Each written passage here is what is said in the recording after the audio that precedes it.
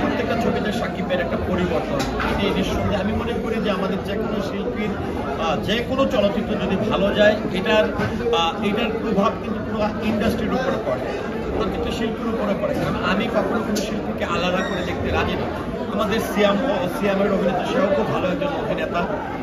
তারপর আফরান নিশু, সেও ছোট পর্দার খুব জনপ্রিয় একজন অভিনেতা। তো আমি যেটি হচ্ছে যে আসলে সাকিব ভাই তো হচ্ছে মূলধারার একজন চিত্রনায়ক। সিয়াম সব ধরনের কাজ করে। সিয়ামকে আমরা মিউজিক ভিডিও করতে দেখেছি, সিয়ামকে নাটক করতে দেখেছি আমরা। আফরান নিশুকে মূলত ছোট পর্দা থেকে তার বড় পর্দায় পদার্পণ। কিন্তু সাকিব খান, এই তিনজনকে যদি আমি একসঙ্গে মিলাতে যাই তাহলে আমি বলবো সাকিব খান হচ্ছে একদম মূল ধারার একজন চিত্রনায়ক যিনি কমার্শিয়াল ছবি করে থাকেন। সো সাকিব ভাইয়ের অবশ্যই আমি সিয়ামের ছবির জন্য শুভকামনা করছি, আমাদের আফরান ইস্যুর ছবির জন্য শুভকামনা করছি, সাকিবের ছবির জন্য, বরবাদের জন্য শুভকামনা করছি। এবং আসলে তিনটা ছবি দেখার আমি চেষ্টা করি। আপনি বরবাদের কি ট্রেলার দেখেছেন? হ্যাঁ, কেমন লেগেছে? সাকিব খানের যে প্রথম ফার্স্ট লুকটা কেমন লেগেছে?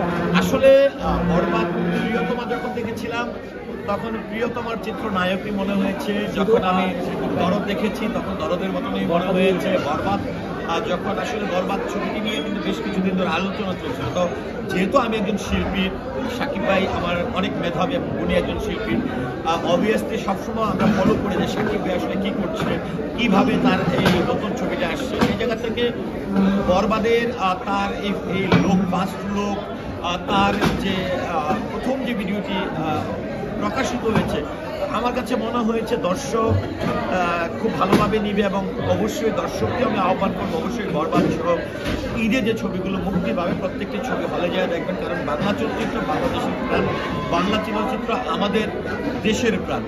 তো সবাইকে আহ্বান করবো হলে যাবেন, ছবি দেখবেন। আর অবশ্যই আফরান ইস্যু, আমাদের সাকিব ভাই, তারপরে দিক থেকে আমাদের সিয়াম, সবার জন্য শুভকামনা করছি। এই ছবিগুলোর যে নায়িকা রয়েছে, নায়িকাদের জন্য শুভকামনা করছি, প্রত্যেকটা শিল্পীর জন্য শুভকামনা করছি। আমি একটা প্রশ্ন করতে চাই, বাংলাদেশে যে এই যে নায়িকাগুলো দেশের বাইরে গুলো নেওয়া হচ্ছে, আমাদের বাংলাদেশে কি এরকম কোনো নায়িকা নাই যে বাংলাদেশ থেকে ইউজ করা যাবে, তাদেরকে নিয়ে কাজ করা যাবে? আসলে এটা আগেও হতো, তবে হ্যাঁ, বাংলাদেশ শিল্পী শূন্যতায় ভুগছে, এটা কিন্তু সত্য। কারণ এখন দেখা গেছে যে অবভিয়াসলি আমি যে কাজগুলো করছি, বাবা নিজের প্রযোজনাদের ছবি তোলপাড়, যেটা আপকামিং ছবি, সেখানে কিন্তু আমাকেও অনেকে বলেছিল যে ইন্ডিয়া থেকে শিল্পী নিয়ে আসার জন্য। আমি কিন্তু করিনি। আমার মনে হয়েছিল একটা গল্প যদি সমৃদ্ধশালী হয়।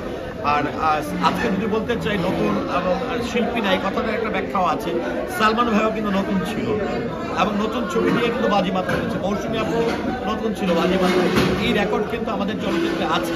এখন যেটা বড় সমস্যা হচ্ছে প্রযোজকদের। আর আমরা আসলে কি, আমরা আমাদের দেশের প্রশংসা করতে পারি না, আমরা আমাদের দেশের শিল্পীদেরকে মূল্যায়ন করতে পারি না। যেরকমটা হচ্ছে আমরা যখন দেখি আজকে ডোনাল্ড ট্রাম্পের কথা কিন্তু চলে আসে যে অভিবাসীদের তাড়িয়ে দেওয়া বা যারা অবৈধ বসবাস করে যুক্তরাষ্ট্রে তাদেরকে দেশ সেরা করা।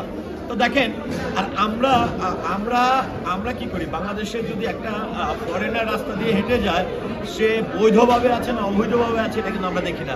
আমরা সবাই ও মাই গড ফরেনার, মনে হয় অস্ট্রেলিয়ান কিংবা যুক্তরাষ্ট্রের। এই মানে আমরা একবারও চিন্তা করি না যে তারা বৈধ না অবৈধ।